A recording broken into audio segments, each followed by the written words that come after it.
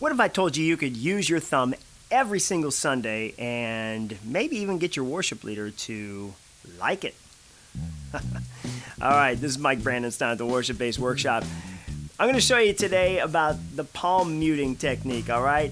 But I'm also going to show you how you can use this on every song if you want, really.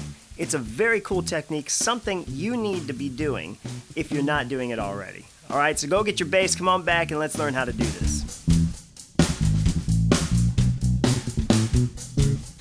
So what I like about this technique is it's a technique where you're using your thumb that you can play it every song if you'd like. You could use it every Sunday. I actually do use it. I used it yesterday when I played, and I use it almost every time I play, I think, because it really adds a punchy warmth to your song, to your sound, as opposed to slapping, which might be acceptable for one song out of the year if you do a lot of planet shakers. I don't know.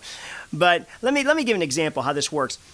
It really, in my opinion, it kind of sounds like the Motown sound. It gives you this flat wound sound, like if you were doing the song My Girl by the Temptations. Okay? You know that song? Famous bass line. But if I play it with this thumb technique, with this palm muting technique, it's going to sound like this. You hear the difference? Or how about just my imagination? Conventional way. All right, here's the palm muting.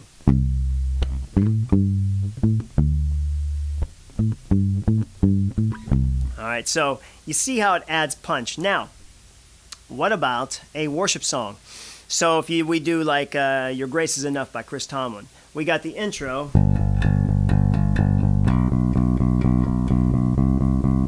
Okay, now I'm going to add the palm muting technique for the verse as we hang on this C. Here we go.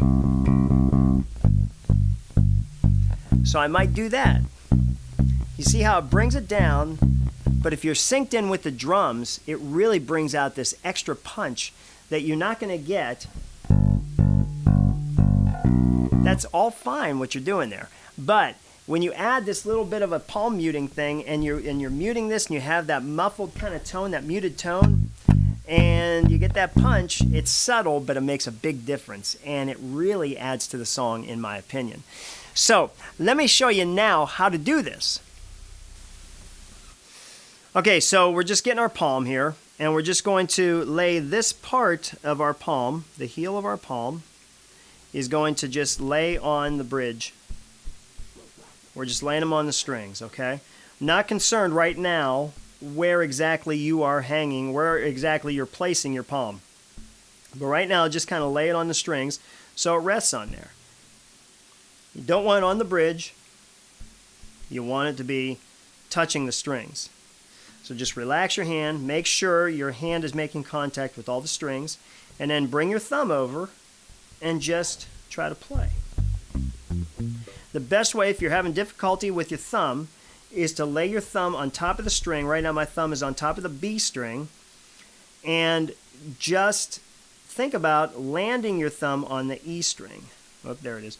Okay, so land it on the E string by just playing through the B string.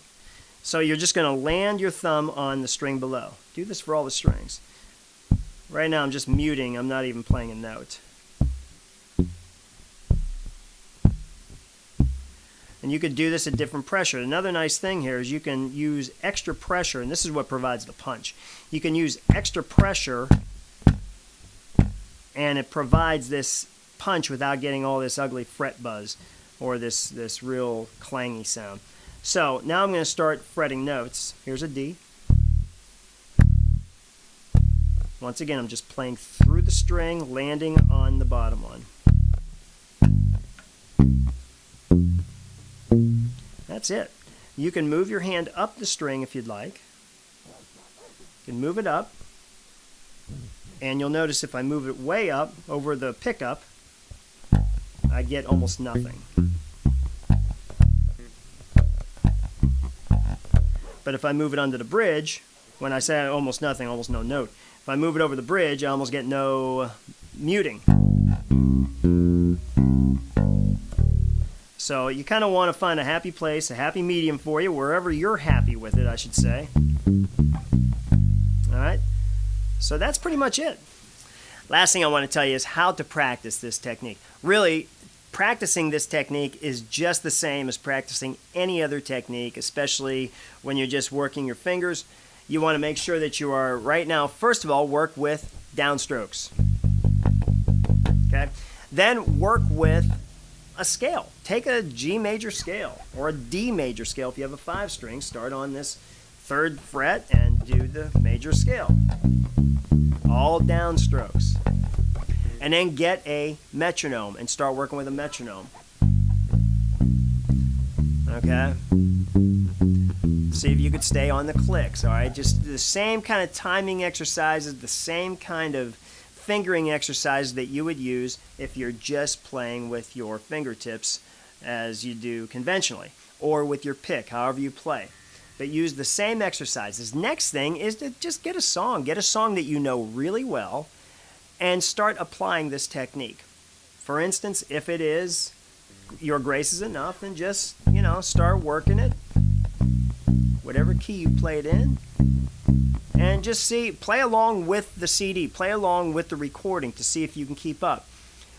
The other thing I'm going to mention, I said this earlier, but just be careful because you will start to get blisters on this thumb if you're using it a lot. So just be careful. I mean, if you get a blister, you get a blister and then it goes away and then the callus is over. But just be careful of that. So safety tips, wear a helmet when you're practicing, all that stuff. So, all right. So, hey guys, I hope this is helpful. I hope you get to use this technique. Surprise your worship leader next week and just really bring this song to life, okay? Whatever song you're using it on, bring it to life. But one more thing, don't start this until you really feel like you got it down, okay? So until next time, this is Mike Brandenstein with the Worship Bass Workshop. Subscribe. Thanks for watching.